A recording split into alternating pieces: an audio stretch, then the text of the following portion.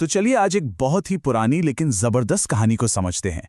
ये कहानी है एक बुद्धिमान तोते की और उसकी आज़ादी की एक ऐसी कोशिश की जो हमें कम्युनिकेशन यानी संवाद के बारे में एक बहुत ही ज़रूरी सबक सिखाती है।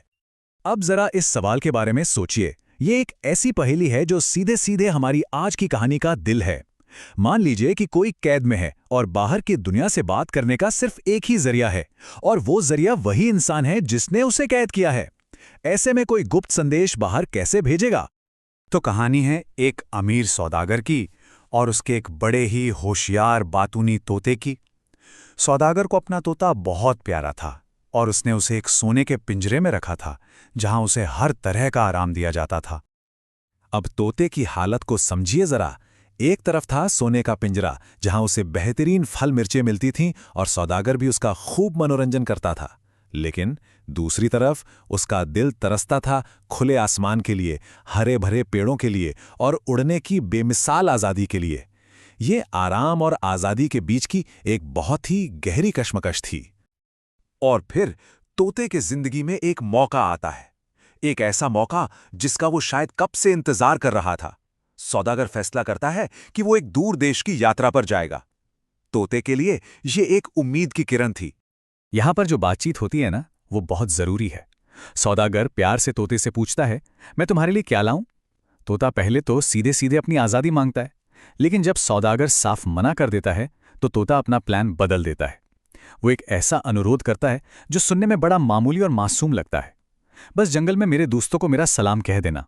यहीं से उसकी चालाक योजना की शुरुआत होती है। अब व्यापारी तो निकल पड़ता है अपनी यात्रा पर। उसे तो लग रहा है कि ये एक सीधा सादा सा पैगाम है जो उसे पहुंचाना है। उसे क्या पता था कि इस छोटे से संदेश के पीछे क्या राज छिपा है। तो जैसा उसने वादा किया था, जंगल में उसे तोतों का एक झुंड दिखता है और वो अपने तोते का संदेशा उन तक पहुंचाता है। वो ठीक वही शब्द दोहराता है जो उसके तोते ने उसे सिखाए थे। और जैसे ही व्यापारी अपनी बात खत्म करता है, एक अजीब बल्कि चौंकाने वाली चीज होती है। उस झुंड में से एक तोता अचानक बिना किसी आवाज के पेड़ से पत्थर की तरह जमीन पर आ गिरता है, जैसे उसमें जान ही ना बची हो। व्यापारी तो बेचारा हैरान, परेशान, उसे कुछ समझ ही नहीं आता कि ये हुआ क्या। चलिए अब वापस चलते हैं व्यापारी के घर। वो अपनी यात्रा से लौट आया है और उस अजीब घटना से बिल्कुल अनजान है कि उसका कोई गहरा मतलब भी हो सकता है। वो तो बस अपने पालतू तोते को सब कुछ बताने के लिए बेताब है।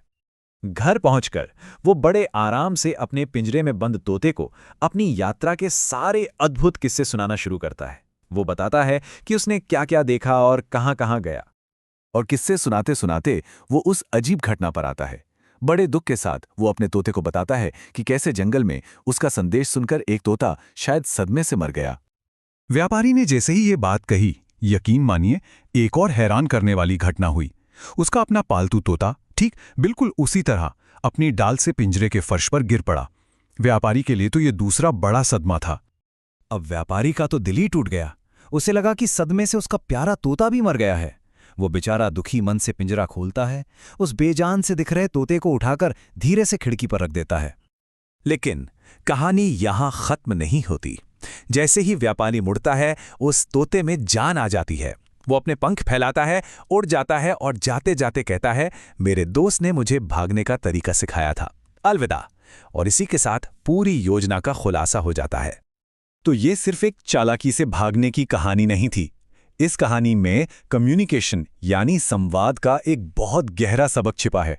चलिए अब ये समझते हैं कि तोते की ये योजना आखिर इतनी जबरदस्त क्यों थी। तोते ने जो तरीका अपनाया उसे हम कह सकते हैं एक्शन एज अ मैसेज। मतलब अपनी बात कहने के लिए शब्दों का नहीं बल्कि एक काम, एक एक्शन का इस्तेमाल करना। और ये एक्शन इस इरादे से किया जाता है कि देखने वाला उसका मतलब समझेगा और फिर वही करेगा जो उसे सिखाया जा रहा है। तो चलिए इस कोड को तोड़कर देखते हैं। जंगल वाले तोते का गिरना, ये असल में एक मैसेज था। वो कह रहा था, अगर तुम भी कैद में हो तो ये रहा निर्देश, मरने का नाटक करो। इसके पीछे का आइडिया ये था कि जब तुम ऐसा करोगे तो तुम्हारा मालिक तुम्हें मरा हुआ समझकर पिंजरे से बाहर निकाल देगा। और इसका अंतिम परिणाम क्या होगा? आज़ादी। मतलब बिना एक भी शब्द बोले एक पूरी की पूरी योजना समझा दी गई। तो सबसे जरूरी बात यह है कि एक बिल्कुल साधारण सा दिखने वाला एक्शन उसने एक ऐसी दीवार को तोड़ दिया जो नामुमकिन लग रही थी। तोते ने अपने ही मालिक को बिना उसे बताए अपना मैसेंजर बना लिया और एक मुश्किल योजना को कामयाबी से अंजाम दिया।